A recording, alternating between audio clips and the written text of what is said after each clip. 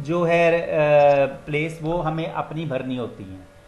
अगर मान लो मैं 4 दिन के लिए चेन्नई गया हूँ, तो मैं चेन्नई में हूँ, तो मैं चेन्नई प्लेस भरूंगा जहाँ पर मैं हूँ। एस्ट्रोलॉजर जहाँ पर होगा, जिस प्लेस पर होगा, जिस सिटी में होगा, वो भरेगा। क्लाइंट हमें मुझे अमेरिका एक से। बात पूछनी थी आपने जी। मुझे एक बात पूछनी थी, जो आप टाइम भरते हो ना, उसमें एएम पीएम कहाँ से आता? मेरे में तो आज तक नहीं आया वो एक चीज। अगर आपके ए एम पी एम नहीं आ रहा, तो वो फिर आप जैसे 21 भरेंगे तो वो ऑटोमेटिकली उसको पी एम लेगा।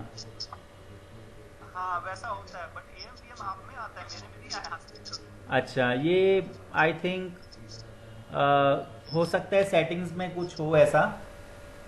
बट अगर हम, जी जी जी। जैसे मैं यहाँ पे अगर मैं 21 भी करूँगा तो वो ऑटोमेटिकली वो पी एम ही लेगा। हाँ जी तो जी।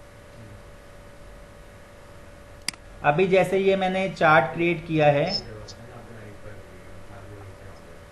तो यहाँ पर आप देख सकते हैं कि हमारे सामने लगन कुंडली है, और यहाँ पे आप देख सकते हैं फ्रॉम डेट लिखा हुआ है। तो फ्रॉम डेट मतलब कि जिस दिन से ये प्रश्न है, होरारी प्रश्न 30 नवंबर 2017 से है, तो दशा भी तब से रनिंग में है। ठीक है। तो अब जैसा कि प्रश्न ये था कि वो धार्मिक कार्यों के लिए, मेडिटेशन के लिए तथा आश्रम जाने के लिए आसानी हो, उसके लिए वो ट्रांसफ़र चाहते थे। तो सबसे पहले मूल जो प्रश्न है वो है ट्रांसफ़र का। अब वो जिस जगह पर थे वो है 4th हाउस। 3rd हाउस जो होता है वो तबादला होता है, मतलब कि जिस प्लेस को छोड़कर जाना। तो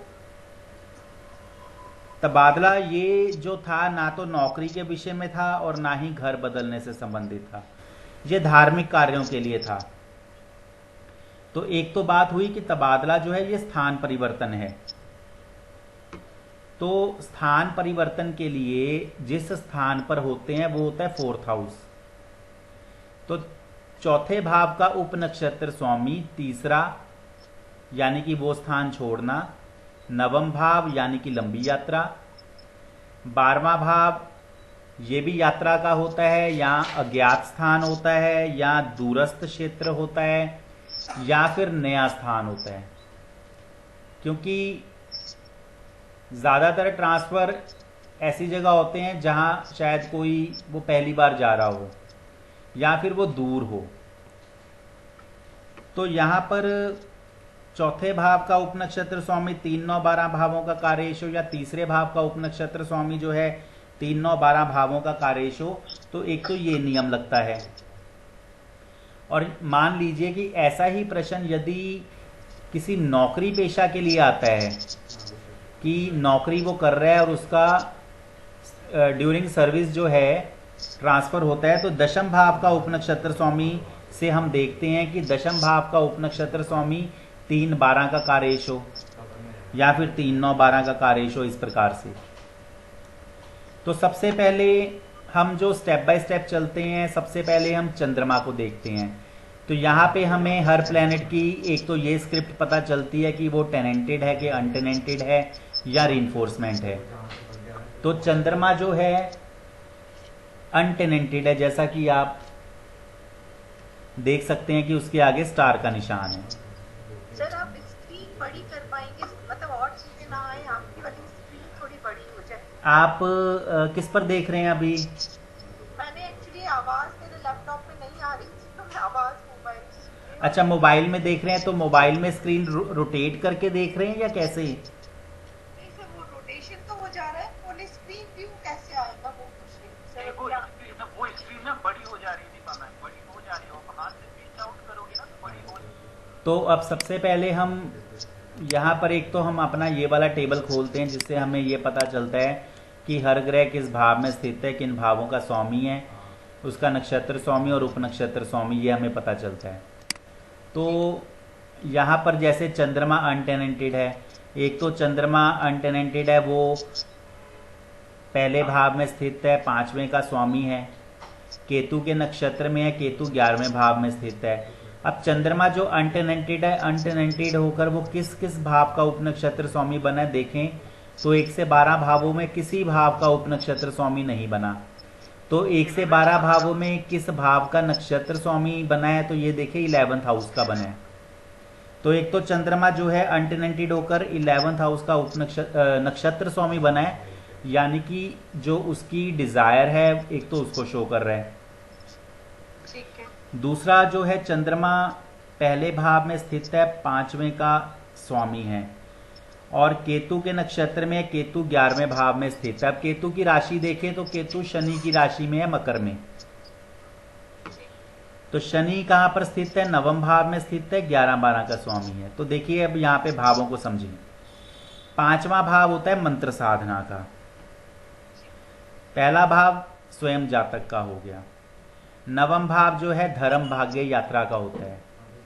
तो 9वां भाव यहाँ पे धर्म का जुड़ गया क्योंकि वो मेडिटेशन से संबंधित। 11वां भाव इच्छा का है। 12वां भाव जो है वो आश्रम, क्योंकि जहाँ पे हम मेडिटेशन करते हैं, ध्यान करते हैं, वो भी 12वां भाव होता है। तो अब चंद्रमा केतु के नक्षत्र में, केतु शनि की राशि में 9, 11, 12 हमें पता चला।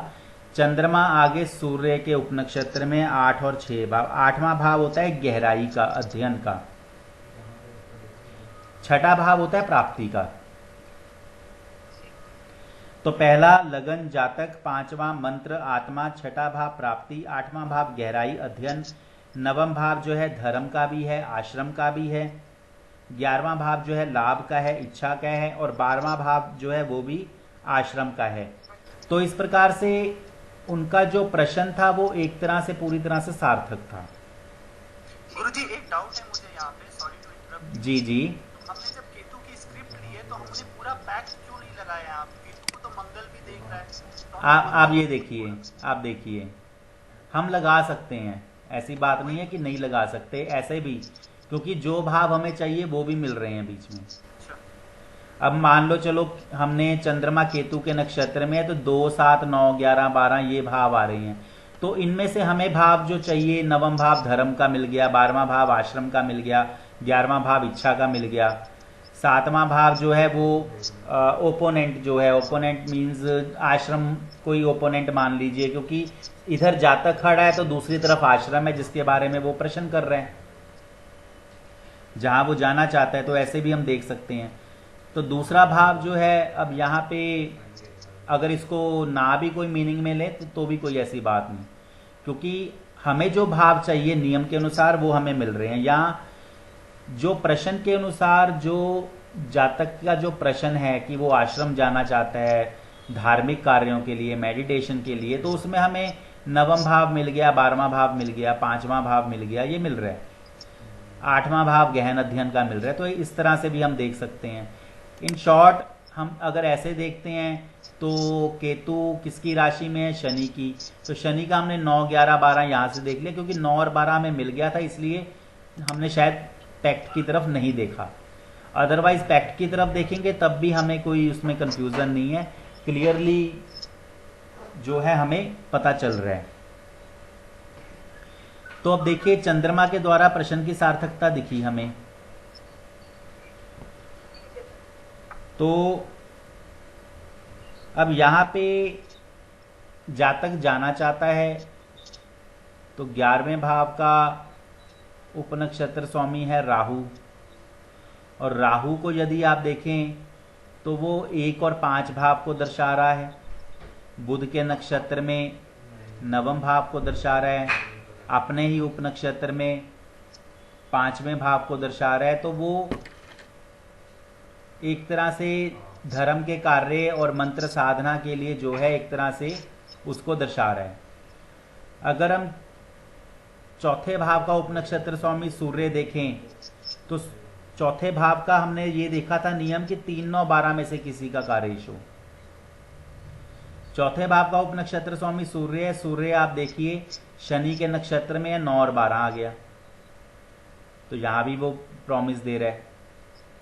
तीसरे भाव का उपनक्षत्र स्वामी राहु आया है, उसको हम पहले ही देख चुके हैं। तो यहां तक क्लियर है आपको? चौथा क्यों दिया सर? चौथा क्यों लेंगे सर? जबकि वो तो घर है, तो जी, मतलब चौथा कैसे बताएगा सर? मतलब परिवर्तन हो रहा है ये बताएगा फोर्थ हाउस में यहाँ पे? मतलब मैंने जैसे आपको बताया ना कि तीन प्रकार से नियम होते हैं कि चौथे का उपनक्षत्र स्वामी 3 9 12 का कार्येश हो, तो जिस स्थान पर है वहां से वो बदलाव जो चाहते हैं उसके बारे में पता चलता है। ठीक है सर। अब मान लो मैं अपने घर में बैठा हूँ, मैं अपने शहर में बैठा हूँ, अब मैं चाहता हूँ कि मैं बॉम्बे का टूर लगा कर आऊँ, ठीक है? तो यस। फोर्थ का कस्पल सब लॉर्ड 3 9 12, यानी कि मुझे प्रेजेंट प्लेस से वो हिलाएगा, हिलाने का प्रॉमिस देगा, प्रेजेंट प्लेस से मुझे बाहर जाने का प्रॉमिस देगा, तभी मैं उसको मानूंगा। इसके अलावा तीसरे भाव का उपनक्षत्र स्वामी भी देखें तो तीसरे भाव का उपनक्षत्र स्वामी राहु है, क्योंकि तीसरा भाव क्या है, यात्रा का है, नवम भाव भी यात्रा का है। यहाँ पे हमें एक तो प्रेजेंट प्लेस जो है फोर्थ हाउस, और दूसरा जो जातक की इच्छा 11th हाउस, इनसे भी अगर प्रॉमिस मिल रहा है तो वो प्रॉमिस जो है पूरा हो सकता है। इस बात को समझें। तो अब यहाँ पर बात आती है कि प्रॉमिस मिल रहा है, तो प्रॉमिस मिलने के बाद हम मुख्य और सहायक भावों के कार्येश ग्रहों की दशा, अंतर्दशा, प्रत्यंतर दशा को ले सकते हैं। तीसरा भाव, नवम भाव और 12वां भाव, 3 9 12, ये जो भाव हैं, तीसरा भाव चौथे का व्यय हो गया, नवम भाव यात्रा का हो गया, 12वां भाव आश्रम का या जहां पे वो जाना चाहते हैं। ठीक है। तो 3 9 12 भावों के कार्येश ग्रहों की दशा, अंतर्दशा, प्रत्यंतर दशा में वो जा सकते हैं। अब यहां पर ध्यान दें, इसको और आसानी से देखने का क्या तरीका है। प्रश्न जिस समय था 30 नवंबर 2017 को प्रश्न पूछा गया, उस समय केतु की महादशा चल रही थी। तो सबसे पहले तो हम देखेंगे महादशा स्वामी क्या प्रॉमिस दे रहा है। क्या महादशा स्वामी जो है वो कह रहा है कि एग्री कर रहा है जाने के लिए? वो 3 9 12 दिखा रहा है या नहीं, यही देख। जी बिल्कुल। तो महादशा स्वामी जो है केतु, तो सबसे पहले तो हम देखेंगे कि उसकी दशा कितनी अवधि तक थी। जैसे 2017 में प्रश्न पूछा गया तो 2023 तक, बहुत लंबा पीरियड है। तो केतु की महादशा प्रश्न के समय 2017 था सन, और 2023 तक चलनी थी, तो लंबा पीरियड है। तो यहां पर तीसरे भाव का इकलौता कार्येश है शुक्र। नौवें भाव के जो कार्येश हैं शुक्र, सूर्य, राहु, शनि, बुध, मंगल, केतु, मंगल, यहां पे केतु आ गया। केतु जो है नवम भाव के कार्येश ग्रहों में हमें मिल गया, और 12वें भाव के कार्येश हैं शुक्र, सूर्य, शनि। तो संयुक्त रूप से 3 9 12 भावों के कार्येश में महादशा स्वामी जो है केतु आ गया। ठीक है। अब केतु को यदि हम देखें कि वो क्या महादशा स्वामी के रूप में वो क्या कह रहे हैं,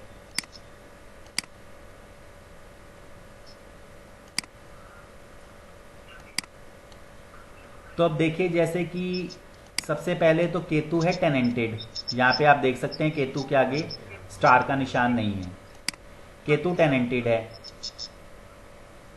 केतु अपने द्वारा भी 9 12 दे रहा है, अपने नक्षत्र मंगल के द्वारा 9 दे रहा है, उपनक्षत्र राहु के द्वारा 1 5 दे रहा है। केतु टेनेंटेड है तो उसका उपनक्षत्र राहु।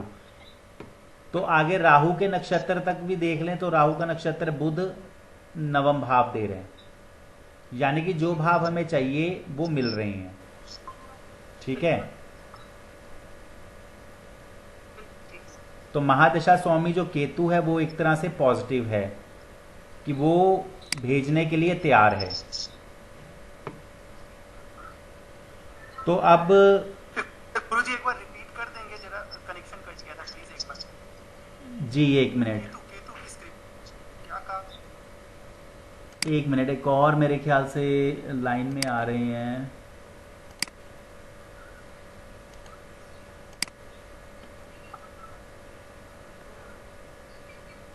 ठीक है।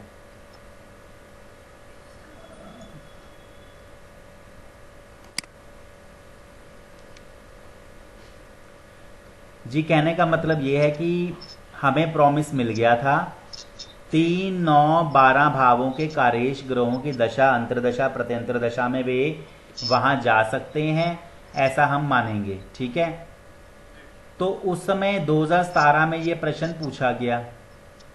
उस समय केतु की महादशा चल रही थी और जैसा कि विंशोत्तरी दशा में हमने देखा कि केतु की महादशा 2023 तक, यानी कि लंबी अवधि की यात्रा। जी तो अब ये देखेंगे कि केतु क्या जाने का, महादशा स्वामी जाने का बता रहा है। तो एक तो केतु जो है वो है टेनेंटेड है, क्योंकि केतु अन्य ग्रहों का नक्षत्र स्वामी बना हुआ है।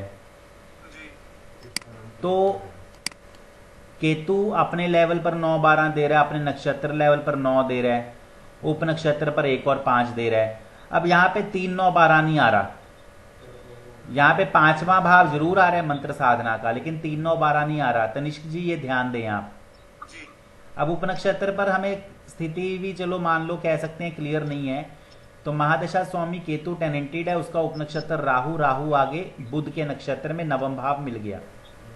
जी जी तो यहाँ पे महादशा स्वामी जो केतु है एक तरह से वो कारेश भी है और अपने उपनक्षत्र के आगे जो लेवल है वहां तक हमें पॉजिटिव दे रहा है कि वो बाहर भेजने की क्षमता रखता है। वो गुरुजी 3 नहीं भी आए तो काम चलेगा क्या? 3 नहीं भी आए तो? 3, 9, 12 में से कोई भी आना चाहिए, अच्छा जी ठीक है। क्योंकि जब हम मेन या स्पोर्टिंग हाउस में से कोई भी आना चाहिए। जी जी जी ठीक है, अब उस समय जो केतु की महादशा थी और प्रश्न के समय यदि देखें तो सूर्य की अंतर्दशा, तो सूर्य की अंतर्दशा कितनी देर तक है उस समय ये भी हम यदि चेक करें तो सूर्य की अंतर्दशा थी फरवरी 18 तक, और उसके बाद सूर्य की अंतर्दशा के बाद देखें तो यहां चंद्र की अंतर्दशा जो है 9 सितंबर 2018 तक। तो सूर्य की अंतर्दशा जो थी प्रेजेंटली चल रही थी वो क्या दर्शाती है यदि हम उसको देखें,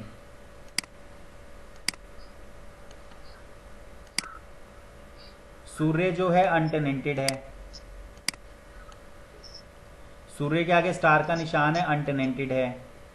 अनटेनेंटेड होकर सूर्य चौथे भाव का उपनक्षत्र स्वामी है, तो चौथा भाव तो उसका घर हो गया, उसका मौजूदा प्लेस हो गया।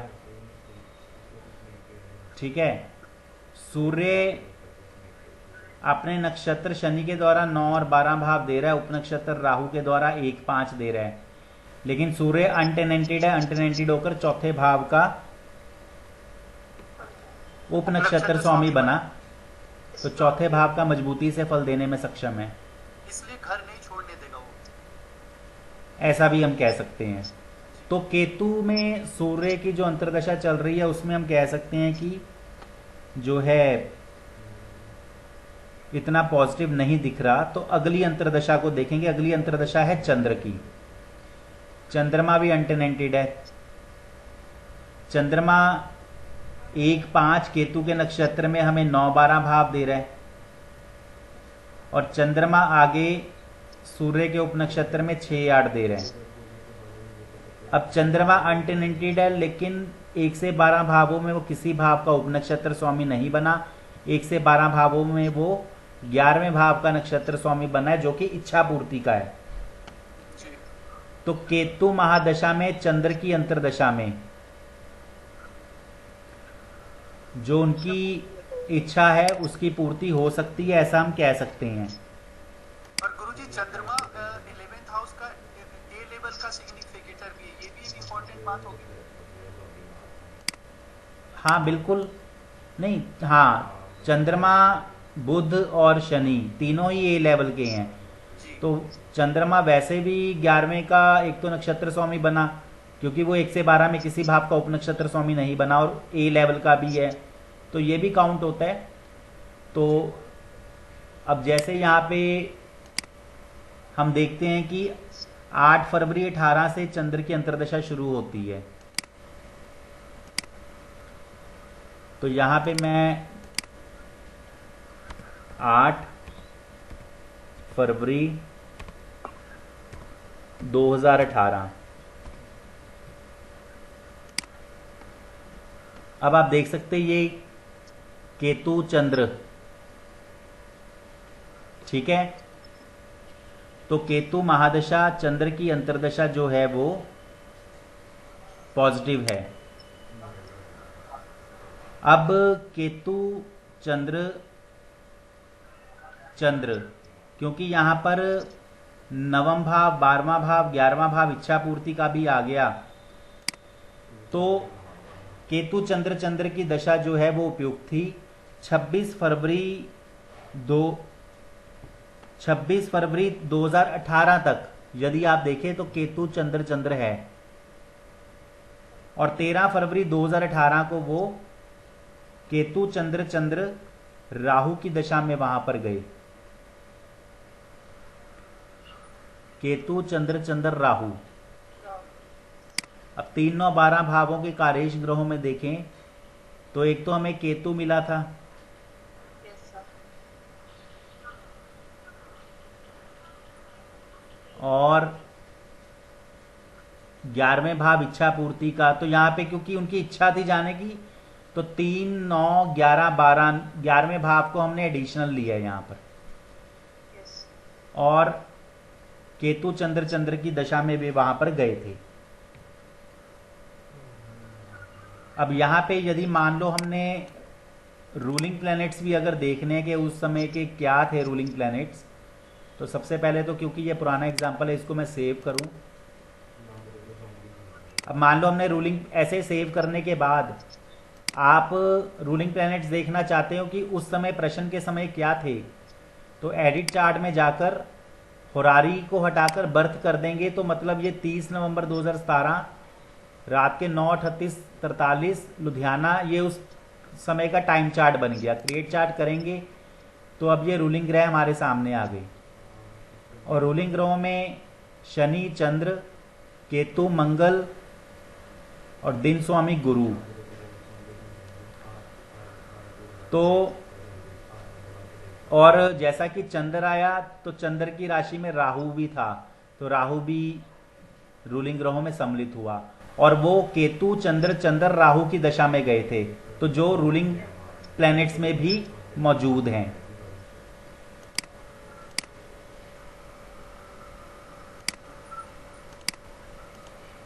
वैसे भी जो ये मून का लग्न आया तो मूवमेंट को तो बता रहा है चंद्रमा वैसे भी, और 4 लग्न है तो प्रश्न तो मतलब जल्दी इनकी इच्छा पूरी हो जाएगी, ये हम कह सकते हैं।